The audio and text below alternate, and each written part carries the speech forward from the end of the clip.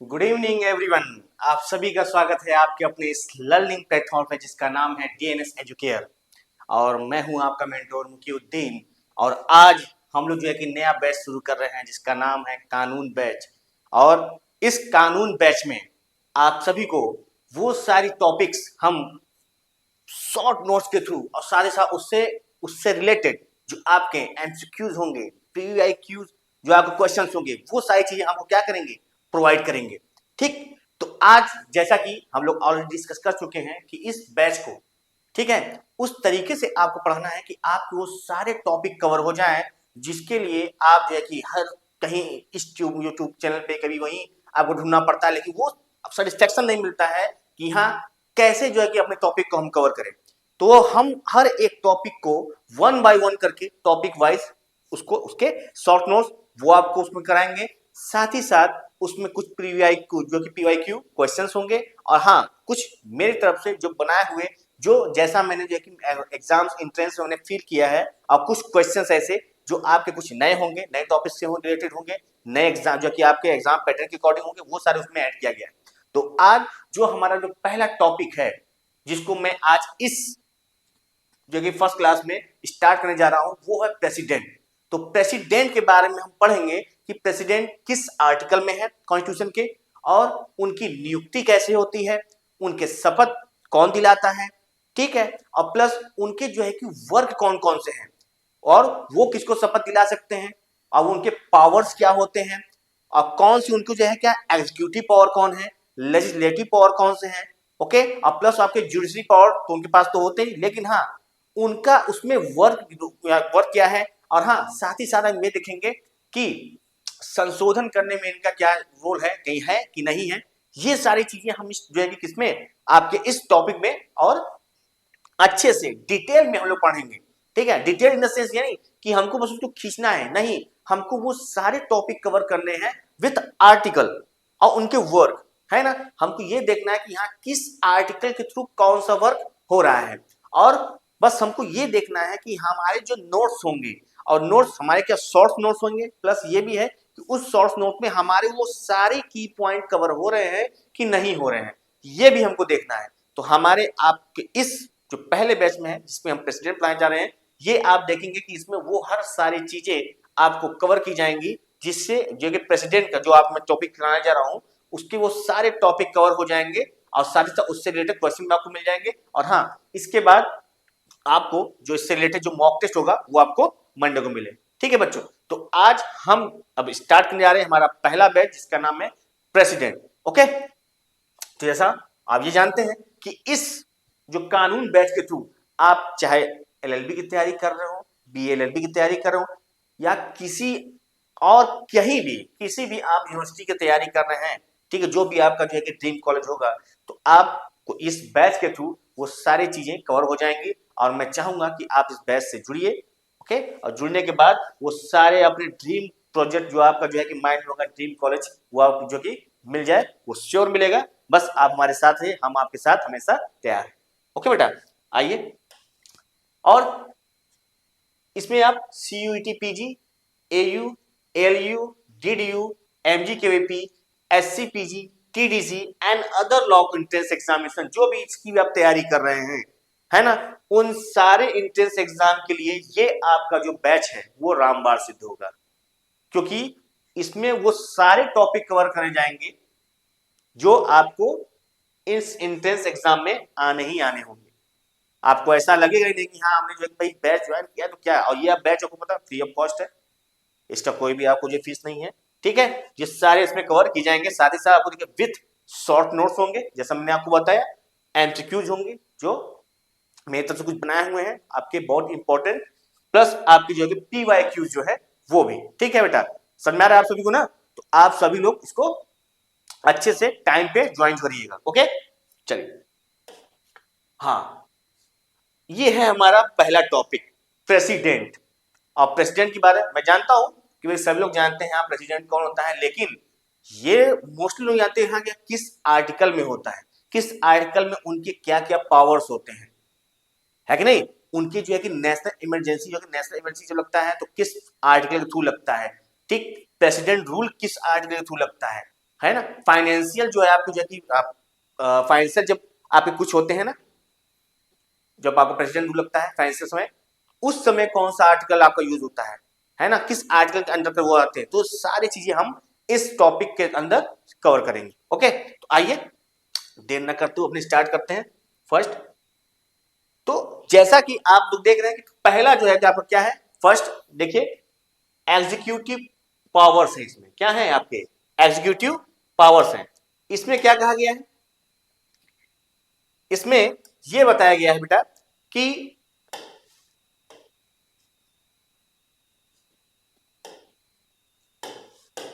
इसमें यह कहा गया है कि जो कार्यकारी शक्तियां होती हैं किसकी, प्रेसिडेंट की।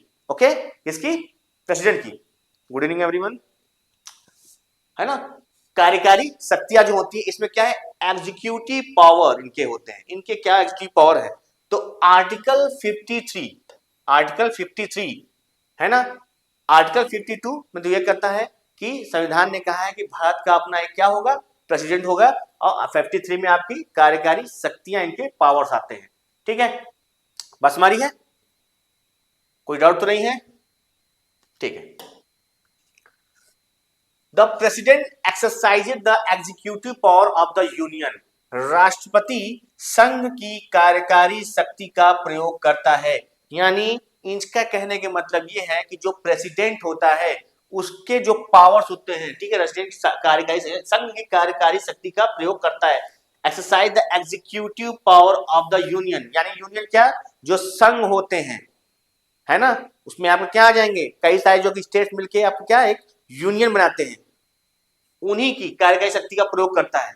ठीक है, किसके अंदर कहा गया है, आर्टिकल 53 के तहत कहा गया है। यानी president exercise the executive power of the union, राष्ट्रपति संघ की कार्यकारी शक्ति का प्रयोग करता है। अब आता है आपका article 74, council of ministers headed by PM advises the president, president bound to act on advice. क्या कह रहा है, council of minister, okay, headed bye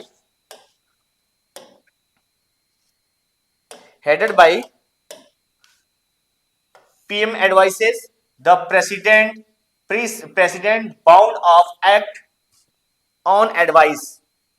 समझ में आ रहा है क्या कह रहा है, यानी इसके कहने का मतलब ये है, ये कह रहा है कि प्रधानमंत्री के नेतृत्व में मंत्रिपरिषद राष्ट्रपति को सलाह देती। जैसे जब इलेक्शन हो जाते हैं, इलेक्शन होने के बाद फिर आपके क्या है, मंत्रिपरिषद बनता है। मंत्रिपरिषद का हेड होता है, कौन होता है आपका, प्राइम मिनिस्टर होता है। कौन होता है, प्राइम मिनिस्टर होता है। ठीक है, यानी काउंसिल ऑफ मिनिस्टर का जो हेड होता है कौन होता है, प्राइम मिनिस्टर होता है। अब प्राइम मिनिस्टर फिर क्या कहते हैं, प्राइम मिनिस्टर के थ्रू जो प्रेसिडेंट है वो सारे मिनिस्टर को क्या करते हैं, शपथ दिलाते हैं। ठीक है, यानी कहा जाए तो क्या कर रहा है, प्रधानमंत्री के नेतृत्व में मंत्रिपरिषद राष्ट्रपति को सलाह देती है। यानी वो जितने मिनिस्टर्स होंगे, प्राइम मिनिस्टर ने अपना एक कैबिनेट मिनिस्टर बनाया होगा, कैबिनेट मिनिस्टर इसको बोलते हैं, है ना, वही आपके मंत्रिपरिषद है। उसके बाद जो स्टेट के और बनते हैं वो लोग जो कैबिनेट मिनिस्टर होते हैं वही आपके मंत्रिपरिषद बन के, यानी काउंसिल ऑफ मिनिस्टर होता है।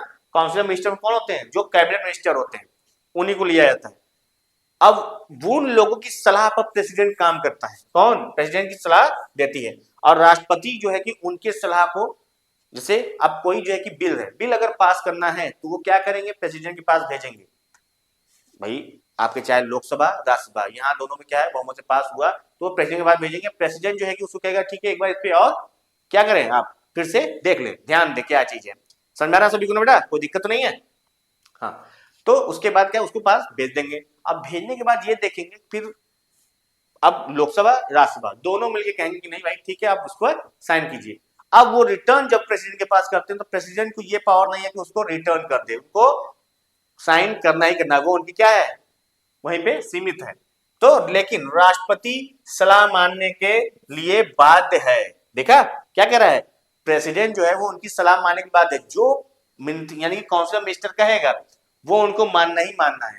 ठीक, और किसमें कह रहा है, आर्टिकल 74 में कहता है कि काउंसिल ऑफ मिनिस्टर, क्या कह रहा है, council of ministers headed by PM advise the president, okay, यानी president bound to act on advice, और उनकी सलाह मानना प्रेसिडेंट का क्या है, एक मजबूरी है। बात देखा, मजबूरी है, वो मानना ही मानना पड़ेगा।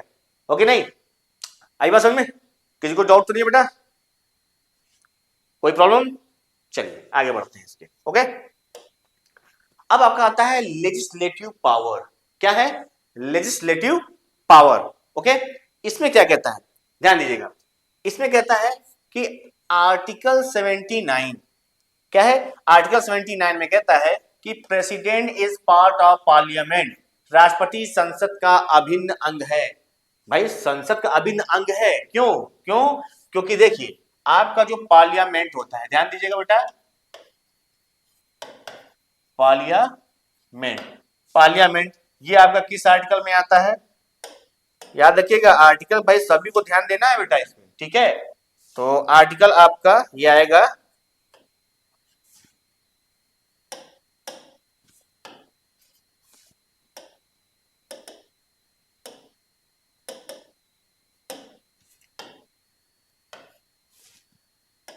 1 मिनट, हाँ, आर्टिकल जो है आपका 79, आर्टिकल 79 में क्या आता है? पार्लियामेंट आता है, यानी संसद आता है। ठीक, अब आपका क्या आएगा? 80 में क्या आएगा और 81 में क्या आएगा? ठीक है, तो ये बता देता हूं, ध्यान से सुनिएगा। यानी पार्लियामेंट किस में आता है? 79 में आएगा। फिर आपका क्या आ जाएगा? राज्यसभा, यानी अपर हाउस। क्या आएगा? Upper house. अपर हाउस आपका किस में है? 80 में है। और फिर आपका लोअर हाउस क्या आ जाएगा बेटा? Lower house. क्या है? Lower house. ये किसमें? 81 में है। तो यानी क्या कह रहा है? पार्लियामेंट कब मिलके बनता है? जब प्रेसिडेंट हो, अपर हाउस हो, लोअर हाउस हो, ये तीनों मिलके क्या बनाते हैं? संसद बनाते हैं। तो इसलिए कह रहा है कि राष्ट्रपति संसद का अभिन्न अंग है, यानी इन सब में जो भी आपके क्या होंगे, मेंबर होंगे, बिना प्रेसिडेंट के शपथ के वो क्या है? वहां पे बैठ नहीं सकते। दूसरी चीज क्या है कि इन सब में यानी जो लोअर हाउस है, ये यहाँ पे जो आपका क्या हो जाएगा, आपका काउंसिल ऑफ मिनिस्टर है, वो किसके लिए काम करता है? ठीक है, वो प्रेसिडेंट को सलाह देने का काम करेगा और प्रेसिडेंट उनके सलाह पे काम करने के लिए बाध्य है। क्लियर? आगे बढ़े बेटा, चलिए। अब कहता है आर्टिकल 85, आर्टिकल 85 क्या कहता है? समोनिंग एंड डिसॉल्विंग लोकसभा। ये कह रहा है कि संसद का सत्र बुलाना और लोकसभा भंग करना। आर्टिकल 85 में ये है कि संसद का जो सदन होते हैं, ठीक है, लोकसभा और राज्यसभा, इन सबों का जो है कि एक साथ यानी कंबाइंड जो है कि अधिवेशन या कहते हैं ना, जो आपका सत्र कंबाइंड, ये प्रेसिडेंट ही बुलाता है। और हाँ, हर साल जो है, ये साल की जो शुरुआत होती है चुनाव के बाद, जो पहला जो आपका क्या होता है, जो सत्र होता है, वो राष्ट्रपति बुलाता है। और हाँ, लोकसभा को भंग भी यही कर सकता है। अगर लोकसभा में जो आपकी जो गवर्निंग जो आपकी टीम होती है, ठीक है, जो आपकी करंट टाइम पे जो कि आपकी पार्टी चल रही है, वो अगर जो है कि सही से काम नहीं करता, कॉन्स्टिट्यूशन को जो है कि उसको खिलाफ जाता है, तो उसके यानी उस चीज के खिलाफ जाता है, कॉन्स्टिट्यूशन के खिलाफ, तो ये क्या है? और प्रेसिडेंट उस लोकसभा को भंग कर सकता है। लोकसभा को भंग कर सकता है, राज्यसभा को नहीं, यानी कि लोअर हाउस को भंग कर सकता है, अपर हाउस को नहीं। क्लियर है बेटा? आइए नेक्स्ट कहता है आर्टिकल 111। इसमें कहता है असेंट टू बिल्स और रिटर्न फॉर रिकंसिडरेशन, विधेयक को स्वीकृति देना या पुनर्विचार के लिए लौटाना।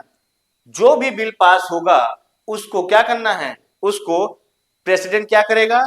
एक्सेप्ट कर सकता है और साइन कर सकता है कि हाँ हो गया। तो जैसे ही साइन हो गया तो वो बिल क्या बन जाएगा? वो एक्ट बन जाता है। लेकिन अगर जो है प्रेसिडेंट को लगता है कि हाँ इस पे एक बार और सहमति हो जाए, तो वो दोबारा जो है किसके पास भेज सकता है? रिटर्न कर सकता है कि हाँ आप इस और विचार कर लीजिए। अब वो कहेंगे नहीं ठीक है, हमने वापस ले लिया, विचार हो गया कि हाँ बिल्कुल साइन करिए, तो उनको साइन करना ही करना है। वही बोल रहा है, ठीक है, पुनर्विचार के लिए उठा सकता है, लेकिन जब वो वापस करेंगे तो इनको साइन करना इनका बाध्यकारी हो जाएगा, यानी कि जरूरी हो जाएगा। आर्टिकल 123 है ना, ये क्या है? संसद के अवकाश, यानी कि प्रोमुलेगेट ऑर्डिनेंस ड्यूरिंग पार्लियामेंट रेसेस, यानी संसद के अवकाश के दौरान अध्यादेश जारी करना, है ना। यानी अगर कोई संसद के अवकाश के दौरान अगर जो है कि कोई भी काम ऐसा जो संसद के में जो लोकसभा या राज्यसभा में कुछ होता है, तो ये अपना जो है कि एक अध्यादेश जारी कर सकता है कि हाँ इस चीज के बारे में बताइए कि ये कैसे हुआ, ये सही है कि नहीं। तो एक ये कि जो ऑर्डिनेंस पास करने का जो हक है वो किसके पास है, प्रेसिडेंट के पास है। वो किस आर्टिकल के तहत आता है, तो आपका 123 आर्टिकल 123 के तहत इसमें ऐड किया गया है। ठीक है, यानी आपकी अवकाश के दौरान जो अध्यादेश जारी करने का पावर है वो आपके प्रेसिडेंट के पास है, और किसमें, आर्टिकल 123 के अंडर में आता है। क्लियर बेटा, आगे बढ़े। चलिए अब आता है वित्तीय। देखिए दो हमने पढ़ा क्या, एक आपका एग्जीक्यूटिव है, लेजिस्लेटिव है, और ये आपका क्या है, फाइनेंशियल पावर है। इसमें क्या कहता है, जो आर्टिकल 112 है, presentation of annual financial statement, budget. देखिए बजट नाम से कोई भी हमारे कॉन्स्टिट्यूशन में चीजें नहीं है। हम बोलते हैं कि हाँ हम बजट जो है क्या कर रहे हैं, प्रस्तुत हो रहा है, लेकिन इसको हम क्या बोलते हैं, इसको बोलते हैं एनुअल फाइनेंशियल स्टेटमेंट बोलते हैं। बजट को क्या बोलते हैं, एनुअल फाइनेंशियल स्टेटमेंट। ठीक, इसमें कह रहा है कि संसद में वार्षिक वित्तीय विवरण, इसको क्या बोलते हैं, वार्षिक वित्तीय विवरण, जिसको हम अपने भाषा में या लोग बोलते हैं क्या, बजट, प्रस्तुत करना। तो आर्टिकल 112 के अंतर्गत प्रेसिडेंट को ये पावर है कि वो क्या है, एनुअल जो है आपका फाइनेंशियल स्टेटमेंट यानी बजट को पेश करता है, यानी उसके सामने पेश किया जाता है। ठीक है, ये उसके पास पावर है, यानी वित्तीय शक्तियां ये हैं। और 113 में क्या कहता है, money bills only introduce on president recommendation. और हाँ ये भी कह रहा है कि जो धन विधेयक है वो वापस रिटर्न में नहीं होगा। जैसे होता है ना कि हाँ धन विधेयक जो कि बिल है वो आया है किसी बार प्रेसिडेंट के पास, तो प्रेसिडेंट उसको ये नहीं कि हाँ इसे फिर से विचार करिए, नहीं, उनको पास करना ही करना होता है। धन जो है यानी का जो आपका बिल, मनी बिल्स को क्या है वो पास कर सकते हैं, उसको रिटर्न नहीं कर सकते हैं विचार के लिए। तो धन विधेयक केवल राष्ट्रपति की पूर्व सिफारिश पर ही प्रस्तुत किए जा सकते हैं। अगर प्रेसिडेंट को ये लगता है कि हाँ आपको यहाँ मनी बिल आपको पास करना है, तो आप पहले प्रेसिडेंट को पहले बताएंगे, दिया ना, विधान विधेयक केवल राष्ट्रपति की पूर्व सिफारिश पर ही प्रस्तुत किया जा सकता है कि हाँ एक बार देखना है कि हाँ क्या चीजें हैं, तो सिफारिश होगा तभी आप उसको पेश कर सकते हैं, ऐसे नहीं पेश कर सकते। क्लियर है, आ रही बात समझ में। चलिए अब आता है जुडिशियल पावर। जैसे मैंने आपको बताया जुडिशियल पावर भी क्या है इसमें, तो आर्टिकल 72 क्या है, आर्टिकल 72 कहता है power to grant pardon, death sentence, sentence reduction, ETC. यदि ये इसमें क्या है, क्षमादान की बात आती है, इसमें आर्टिकल 72 में क्या है, क्षमादान की बात आती है, यानी शक्ति इसमें दिया है आर्टिकल कि अगर किसी को क्या मिला है, डेथ पनिशमेंट मिला है कि हाँ इसको जो सजाए मौत दी जाती है, तो और वो जो है प्रेसिडेंट के पास जाके अर्जी लगा के ये कह सकता है कि भाई मेरी जो है जो मृत्युदंड है दिया गया है उसको माफ किया जाए, या इसको उम्र कैद में क्या किया जाए, कन्वर्ट कर दिया जाए।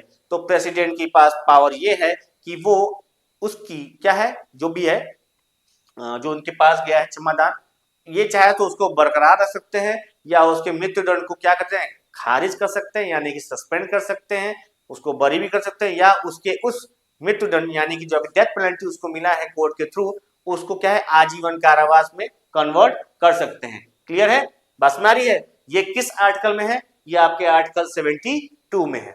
नेक्स्ट आर्टिकल आपका देखिए तो क्या कह रहा है, अपॉइंटमेंट ऑफ द जजेस of supreme court and high court. हाँ तो उच्चतम न्यायालय और उच्च न्यायालय के न्यायाधीशों की नियुक्ति कौन करता है, प्रेसिडेंट करता है। और अगर आपसे ये कोई पूछ दे कि प्रेसिडेंट की नियुक्ति कौन करता है, तो प्रेसिडेंट की नियुक्ति कौन करता है, सुप्रीम कोर्ट के यानी कि chief justice of India, chief justice of India किसको जो है कि शपथ यानी ओथ दिलाते हैं, ओथ ये दिलाते हैं किसको, प्रेसिडेंट को, किसको, प्रेसिडेंट को, किसको दिलाते हैं, प्रेसिडेंट को दिलाते हैं। ठीक है, अब प्रेसिडेंट किसको दिलाते हैं, सीजेआई को दिलाते हैं। अब with the help of CJI फिर ये हाई कोर्ट के जो आपके क्या होते हैं, हाई कोर्ट के जो सबसे मेन जो आपके जज होते हैं उनको भी कौन दिलाते हैं, प्रेसिडेंट। क्लियर, आई बात समझ में, अपॉइंटमेंट की बात हुई।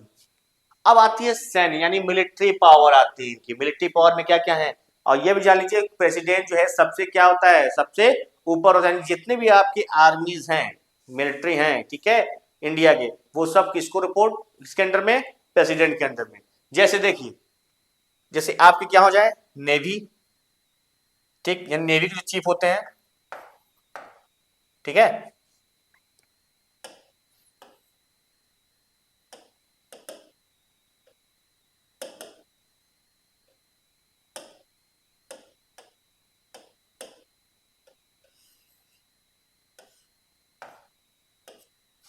ठीक, जिससे आपका नेवी है, क्या है?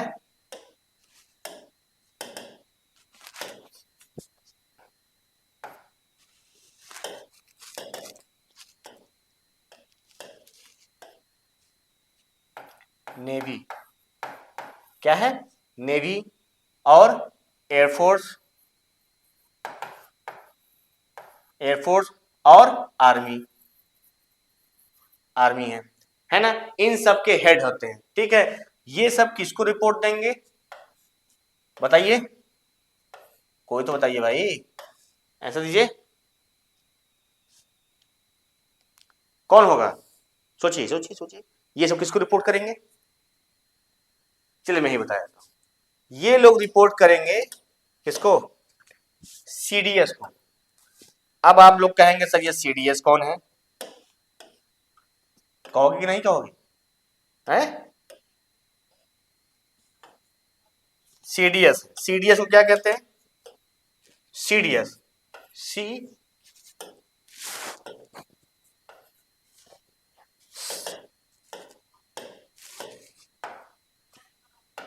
CDS, chief of defence staff, क्या है? Chief of defence staff. और ये किसको रिपोर्ट करेंगे? ये रिपोर्ट करेंगे किसको?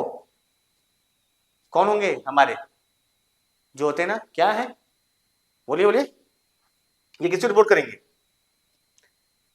डीएम को। अब आप कहेंगे डीएम को रिपोर्ट करेंगे, डीएम इनके सामने क्या है भाई? डिफेंस मिनिस्टर, डिस्ट्रिक्ट मजिस्ट्रेट नहीं, डिफेंस मिनिस्टर। बात समझ आ रही है कि नहीं? किसको करेंगे? डिफेंस मिनिस्टर को। और जो डिफेंस मिनिस्टर है वो किसको रिपोर्ट करेंगे? वो करेंगे प्रेसिडेंट को। किसको? प्रेसिडेंट को। तो सबसे मोस्ट सीनियर कौन? प्रेसिडेंट। सारे पावर किसके अंडर में? प्रेसिडेंट के अंडर में। तो ये कह रहा है कि सेनाओं का सर्वोच्च कमांडर कौन होता है? आर्टिकल 53 कहता है कौन होता है, बताइए? आर्टिकल 53 के सबसे सर्वोच्च कौन हो जाएगा आपका? प्रेसिडेंट हो जाएगा। ठीक है, सुप्रीम लीडर कौन? प्रेसिडेंट। कौन? प्रेसिडेंट। क्लियर है? ओके, कोई डाउट तो नहीं है? बताइए।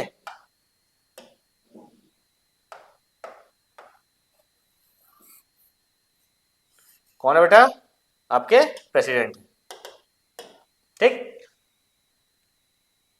युद्ध यानी declaration of war and peace with parliament approval, युद्ध और शांति घोषणा संसद की स्वीकृति से। अब जो है, जब भी कोई युद्ध है, जैसे मान लीजिए कोई प्राइम मिनिस्टर बोल दिए या प्राइम मिनिस्टर कहने पे कि हाँ भाई ये स्टेट में ये लोग जो है कि सही से काम नहीं कर रहे हैं, यहाँ पे सही से जो है कि संविधान का पालन नहीं किया जा रहा है, तो किसके सहयोग पे देख रहे हैं ना, युद्ध और शांति घोषणा संसद की स्वीकृति से। तो संसद में जितने मिनिस्टर बैठे हुए हैं उनके हिसाब से कहा जाए तो वो अगर कहेंगे कि हाँ इस स्टेट में काम नहीं हो रहा है, अब क्योंकि प्रेसिडेंट उन्हीं के पार्टी का हो सकता है या अदर पार्टी का भी, लेकिन ये तो बात है ना कि उनकी सलाह पर प्रेसिडेंट काम करते हैं, तो सलाह देंगे भाई इस स्टेट में क्या है, सही से काम नहीं हो रहा है, इसको हटाइए, इस पार्टी को यही कि इस सरकार को क्या करिए, गवर्नमेंट को खत्म करिए। तो उनकी सलाह पे क्या करेगा, स्वीकृति से वो डिक्लेरेशन वॉर एंड पीस यानी पार्लियामेंट अप्रूवल दे सकता है, तो क्या करेगा वहां पे, उनको खत्म कर सकता है। और वहां पे आर्टिकल कितने, आर्टिकल 356, आर्टिकल 356 के तहत क्या लगा सकता है, प्रेसिडेंट रूल, प्रेसिडेंट रूल लगा देगा। आई बात समझ में? ठीक है, तो ये चीजें हैं। आगे बढ़े, आगे बढ़े बेटा, समझ में आ रहा है सबको ना, कोई दिक्कत तो नहीं है? हाँ, जहां दिक्कत नहीं होगा बीच में बोलते रहिएगा, ठीक है, कमेंट कर दीजिएगा अच्छे से, ठीक है। चलिए आइए आगे बढ़ते हैं। अब आता है इमरजेंसी पावर। देखिए इमरजेंसी पावर ये बहुत इंपॉर्टेंट है, इन चीज को ध्यान से रखिएगा बेटा, इसको याद करके। पहला है आपका आर्टिकल 352। क्या है आर्टिकल 352? इसमें कहता है नेशनल इमरजेंसी, जैसे war, external aggression, armed rebellion, अगर जो है राष्ट्रीय आपातकाल इसको बोलते हैं, जैसे युद्ध छिड़ गया विदेश से, किससे? युद्ध छिड़ गया घर में ही, अपने स्टेट यानी कि अपने जो क्या है इंडिया में ही। दूसरी चीज, बाह्य आक्रमण, किसी दूसरी कंट्री ने आक्रमण कर दिया, या सशस्त्र विद्रोह हो गया, कंट्री में ही होता है ना, किसी स्टेट से या किसी और लोग मिलकर क्या कर दिए, विद्रोह कर दिए, गवर्नमेंट के खिलाफ कर दिए, स्टेट के लिए अब जो कि विरोध में आ गए, तो इस समय ये क्या लग सकते हैं, आपातकाल की घोषणा कर सकते हैं। अभी तक ऐसा कुछ हुआ नहीं है, सिर्फ एक बार ही इमरजेंसी लगा हुआ है। ठीक है, ये आपका इमरजेंसी लग चुका है। ठीक, कि हाँ युद्ध आके देखिए सशस्त्र विद्रोह हुआ था, तो उसके लिए क्या है, इमरजेंसी लग चुका है। जो आपकी प्राइम मिनिस्टर कौन थी, इंदिरा गांधी, और उसके बाद अभी तक नहीं लगा है। तो ये पावर किसके थी, यानी अगर आपसे कोई पूछता है कि नेशनल इमरजेंसी किस आर्टिकल के अंतर्गत लगता है, तो आप क्या बताएंगे, आर्टिकल 352 के तहत लगता है। क्लियर है बात सुनाई। अब आता है आर्टिकल 356, जिसको मैंने अभी इससे पहले बताया और आप लोगों ने भी आंसर दिया। तो ये क्या है, आर्टिकल 356 में बताया कि प्रेसिडेंट रूल इन स्टेट्स, यानी अगर कोई स्टेट अपना मनमानी काम कर रहा है, सुन ही नहीं रहा है, कॉन्स्टिट्यूशन के खिलाफ काम कर रहा है, मनमानी टाइप का, तो प्रेसिडेंट क्या करता है, उसको क्या करता है, खत्म कर देगा। वहां पे कॉन्स्टिट्यूशनल जो मशीनरी है वो खत्म हो जाएगा और वो भंग कर दिया जाएगा। वहां की स्टेट को क्या है, वहां की स्टेट गवर्नमेंट को खत्म, उसका कोई मतलब नहीं रहेगा। ओके, क्लियर है।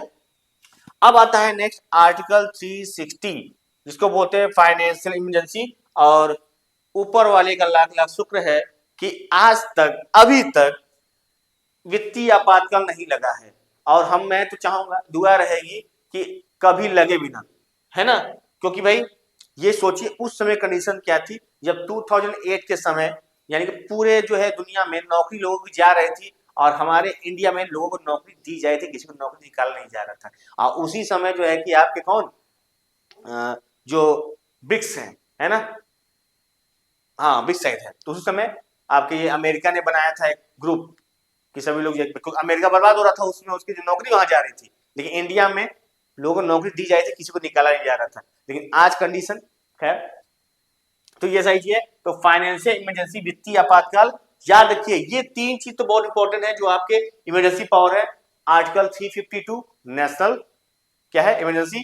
आर्टिकल 356 क्या है, प्रेसिडेंट रूल है। और आर्टिकल 360 यानी फाइनेंशियल इमरजेंसी। ये तीन एकदम ध्यान से याद रखिएगा बेटा, बस में आ रही है, इसको भूलिएगा नहीं, ये बहुत इंपॉर्टेंट आर्टिकल है। हाँ, तो अभी अब तक जो हमने पढ़ा प्रेसिडेंट के बारे में, उससे रिलेटेड अब आपके सामने कुछ क्वेश्चंस है, और उम्मीद है कि आप सभी इसका आंसर देंगे। ओके, तो आइए स्टार्ट करते हैं और देखते हैं कि पहले आंसर कौन देता है। ठीक, मैं सबको वॉच कर रहा हूं, सबका जो कमेंट देख रहा हूं, कौन क्या कह रहा है। ठीक है, तो आइए जवाब दीजिए इसका। कह रहा है कि president's power to grant pardon is under which article,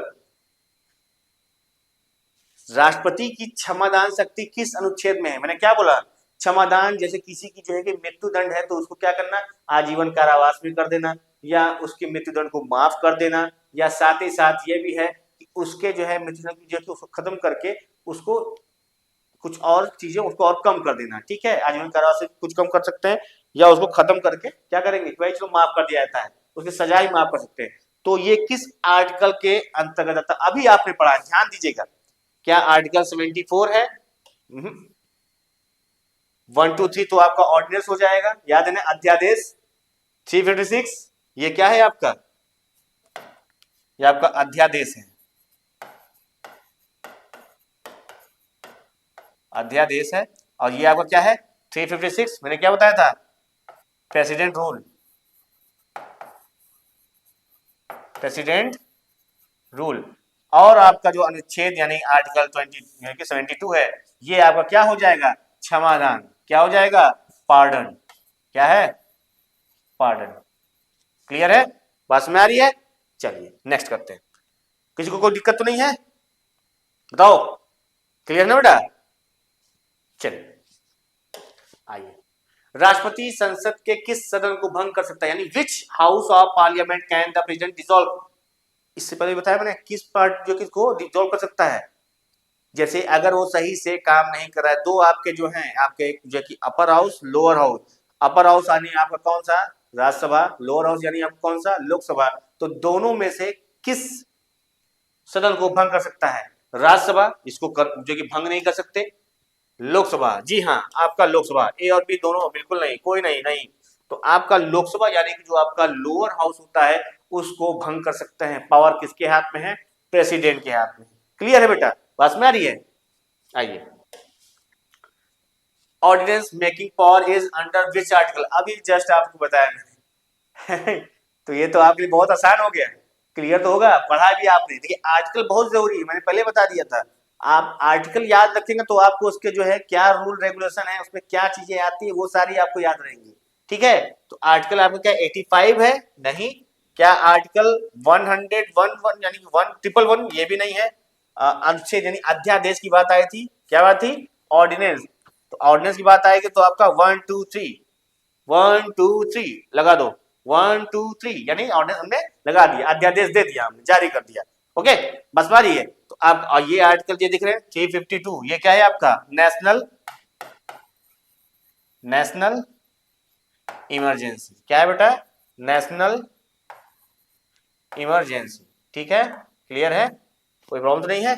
okay, आइए नेक्स्ट कहता है what is the minimum age for the office of president, यानी प्रेसिडेंट के लिए कितने एज की जरूरत पड़ती है ना, आप कितने एज के हैं व्यक्ति जो प्रेसिडेंट के इलेक्शन में क्या है पार्टिसिपेट कर सकता है। तो आपका जो ये 30 जो आपका एज है ये आपका आता है राज्यसभा के लिए, किसके लिए, राज्यसभा, किसके लिए बेटा, राज्यसभा के लिए। और 40 तो आता ही नहीं है, 25 ये किसके लिए आता है, लोकसभा के लिए, किसके लिए आता है, लोकसभा के लिए। ठीक है, याद रखिएगा। और जो आपका 35 ये आपका आता है प्रेसिडेंट के लिए, यानी प्रेसिडेंट के इलेक्शन में आपको जो क्या होना है पार्टिसिपेट करना है, तो आप ये 35 होनी चाहिए, और आपके ऊपर कोई भी यानी केस नहीं होना चाहिए, प्लस आप किसी भी क्या बोलते लाभ के पत्र नहीं होने चाहिए, है ना, वो सब आपको छोड़ के तभी आप इस पे क्या कहते हैं प्रेसिडेंट का इलेक्शन लड़ सकते हैं। Under which article does president impose president rule in a state, अभी मैंने बताया प्रेसिडेंट रूल किसके बारे में बताया, प्रेसिडेंट रूल, तो प्रेसिडेंट रूल जो है किस आर्टिकल के तहत आएगा, ये देखिए जो पहला है आपका है ये 360 आर्टिकल 360, ये क्या है आपका फाइनेंशियल इमरजेंसी, फाइनेंशियल इमरजेंसी, क्या है, फाइनेंशियल इमरजेंसी है। ठीक है, बस में आ रही है।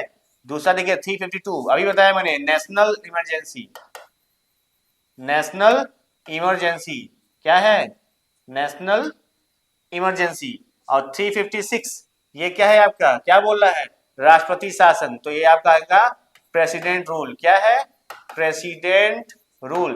देखिए हर क्वेश्चन में घुमा फिरा के आपका ये जो पावर आपका है ये जरूर आता है। ठीक है, ये आपका पावर जो, और ये 370 तो आप जानते ही हैं, ये 370 आपका क्या है, जम्मू एंड कश्मीर, जम्मू एंड कश्मीर जो अब क्या हो गया है, खत्म हो गया है ना, बस में आ रही है। चलिए नेक्स्ट करते हैं, how is the president of India elected, Bharat के राष्ट्रपति का चुनाव कैसे होता है, प्रत्यक्ष मतदान करते हैं, प्रत्यक्ष मतदान तो हम उनको करते हैं जो इनको जो है चुनते हैं प्रेसिडेंट को, यानी हम क्या है, हम एमपी को सिलेक्ट करते हैं और दूसरे क्या है एमएलए को करते हैं ना बेटा, आप सभी मुझे बताइए, उन लोग करते ही है कि नहीं, यानी कि विधायक हम ही चुनते हैं और सांसद हम ही चुनते हैं, और वो लोग मिलके इनको चुनते हैं, तो कहा जाए तो इनडायरेक्टली हम ही इनको चुनते हैं, है कि नहीं। तो आइए, तो कह रहा है प्रत्यक्ष, तो प्रत्यक्ष तो हम लोग इनको करते नहीं है, और संसद द्वारा, क्या संसद द्वारा इसको होता है, बिल्कुल नहीं, संसद थोड़ी इसको करता है। निर्वाचक मंडल, बिल्कुल, निर्वाचक मंडल में कौन होते हैं, कौन थे बेटा, यानी इलेक्टोरल जो आपके इसमें होते हैं, इलेक्टोरल में आपके दो होते हैं, जैसे आपके क्या हो जाएंगे लोकसभा, कौन हो जाएंगे, लोकसभा प्लस राज्यसभा, और राज्यसभा के इलेक्टेड मेंबर, कौन, इलेक्टेड मेंबर। और हाँ, इसमें एक और चीज है, इलेक्टेड मेंबर, ठीक। और प्लस आपके दो जो यूनियन टेरिटरीज हैं, यानी दो यूनियन टेरिटरीज, कौन कौन से, दिल्ली और पुदुचेरी, और पुदुचेरी। पास में आ रही है, ये लोग यहाँ के जो मेंबर हैं वो आपके इसमें पार्टिसिपेट करते हैं इस निर्वाचक मंडल में। क्लियर। इस निर्वाचक मंडल में कौन कौन है आपके, लोकसभा राज्यसभा के इलेक्टेड मेंबर, और दिल्ली और पुदुचेरी के जो इलेक्टेड जो मेंबर होते हैं वो इसमें पार्टिसिपेट करते हैं। तो भारत के राष्ट्रीय चुनाव कैसे होता है, तो निर्वाचक मंडल द्वारा होता है। क्लियर है, किसी को कोई डाउट तो नहीं है? डाउट हो क्वेश्चन कर लेना बेटा, बता दे रहा हूं।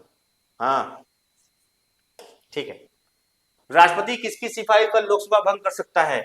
On which advice does the president dissolve Lok Sabha? चलिए जरा बताइए तो, ये पहले बताइए कि जो आपका काउंसिल ऑफ मिनिस्टर है, काउंसिल ऑफ मिनिस्टर जो है, इसका जो हेड होता है वो कौन होता है? इसका हेड होता है प्राइम मिनिस्टर। कौन? Prime minister. कौन होते हैं? प्राइम मिनिस्टर होते हैं। तो प्राइम मिनिस्टर यानी क्या कह रहा है, राष्ट्रपति किसकी सिफारिश लोकसभा भंग करेगा? तो जो काउंसिल ऑफ मिनिस्टर है, काउंसिल ऑफ मिनिस्टर जो हेड होते हैं, कौन है? Prime minister. इन्हीं की सलाह पर लोकसभा भंग करेंगे, यानी कि आपका ऑप्शन बी सही हो जाएगा। कौन सही हो जाएगा? ऑप्शन बी सही हो जाएगा। क्लियर है? यानी प्राइम मिनिस्टर के जो कि आदेश पे करते हैं हाँ लोकसभा भंग। और हाँ, जैसे ही प्राइम मिनिस्टर क्या करेंगे, जैसे ही आप कौन है प्राइम मिनिस्टर, ये आपके जो है क्या करेंगे कि हाँ सिफारिश किए ना लोग किसकी सिफारिश पर, कहेंगे हाँ भाई इसको भंग कर दिया जाए। तो जैसे ही ये रिजाइन देंगे, तो इनके रिजाइन देते ही जितने जो काउंसिल ऑफ मिनिस्टर है वो सारे के सारे क्या हो जाएंगे, एक साथ अपना क्या दे देंगे, रिजाइन दे देंगे। क्योंकि बिना इनके वो कुछ है ही नहीं, वो सभी तो वही है, कैबिनेट जो मंत्री परिषद है वो बिना प्राइम मिनिस्टर के खत्म है, कुछ नहीं है ना। तो मेन यही है। आइए, financial emergency is declared under which article? ये तो बहुत सिंपल हो गया, फाइनेंशियल मैंने पहले बता दिया, ये क्या है आपका नेशनल, एक मिनट, क्या हो जाएगा आपका नेशनल इमरजेंसी। ये आपका क्या हो जाएगा, प्रेसिडेंट रूल। और ये आपका क्या हो जाएगा, ये आपका हो जाएगा फाइनेंशियल इमरजेंसी। ये क्या हो जाएगा, फाइनेंशियल इमरजेंसी हो जाएगा। ठीक है, बस में आ रही है। और 365, अरे भाई साहब ये तुझे की 1 ईयर के डेज है, ठीक है, days in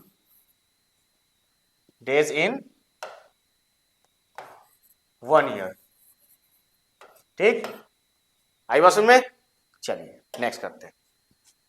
what is the term of office of the president? राष्ट्रपति का कार्यकाल कितने वर्ष का होता है? ये तो सबको पता होगा यार, है कि नहीं? देखिए सबको पता है। तो ये आपका हो जाएगा 5 ईयर, सिंपल है, इसके बाद तो कुछ सोचना ही नहीं है ना। तो राष्ट्रपति का जो कार्यकाल कितना होता है, 5 ईयर्स। आइए नेक्स्ट, कि under which article does the president exercise the executive power of the union? किस अनुच्छेद के तहत राष्ट्रपति संघ की कार्यकारी शक्ति का प्रयोग करता है? तो ये आप बताइए, सबसे पहला पॉइंट था, यानी आपका क्या था, एग्जीक्यूटिव पावर है ना। एग्जीक्यूटिव पावर में सबसे पहला जो आपका आर्टिकल था वही था, कौन था, स्टार्ट। तो 52 में जो कहता है कि भारत का यानी संघ का अपना क्या होगा, राष्ट्रपति होगा, संघ का, ठीक है, या भारत का अपना एक राष्ट्रपति होगा, क्या होगा,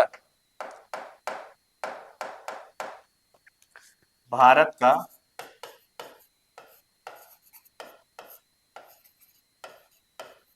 अपना एक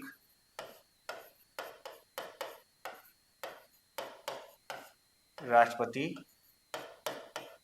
होगा, है ना।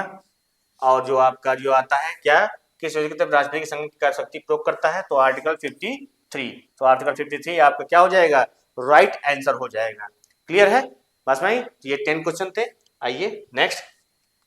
तो बच्चों आपको पता ही है कि ये हमारा जो है कि आपका ये हेल्पलाइन नंबर है, और हाँ आपको जो मैंने आज पढ़ाया उससे रिलेटेड आपको जो है क्या है, जो टेस्ट सीरीज मिलेगी उसके लिए आपको क्या है हमारे इस व्हाट्सएप ग्रुप को ज्वाइन करना पड़ेगा, जो आपके डिक्लेरेशन पे है ना नीचे दिया होगा, वहां से आप जो है कि उसको ज्वाइन कर लेंगे। और वो क्या है आपका लॉ डीएनएस एजुकेयर, ठीक है बेटा।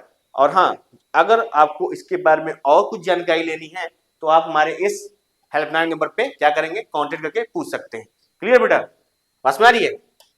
और उसके बाद इस हमारे कानून बैच में आपको पता ही है क्या क्या मिलेगा, जो आपको वीकली, और हाँ ये आपके हफ्ते में एक ही बार संडे को कितने बजे, 8 PM रात को 8 बजे आपको आएगा।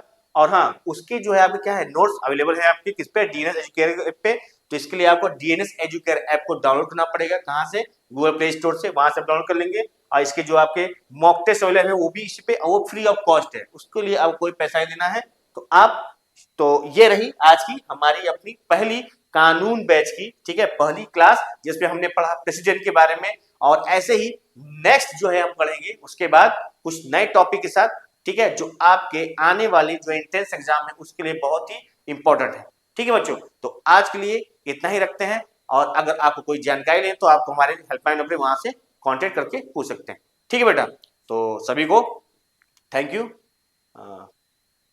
ओके थैंक यू सभी को लिए। ठीक है बेटा, तो आप सभी से फिर मुलाकात होगी, वैसे मुलाकात तो होती ही रहती है यूट्यूब पे, ठीक है, और जो बच्चे हमारे पेड ग्रुप से जुड़े हुए हैं वहां पे। लेकिन हाँ, और इस बैच से जो जुड़े हैं उनके लिए फिर नेक्स्ट संडे को आपसे फिर मुलाकात होगी, और उसके रिलेटेड जो आपके मॉक टेस्ट होंगे है ना, जो वो आपको कब मिलेंगे, नेक्स्ट यानी कि मंडे को मिल जाएंगे। ठीक है बेटा, तब तक के लिए बाय, खुश रहिए, और हाँ अच्छे से पढ़ाई करिए। Okay bye bye.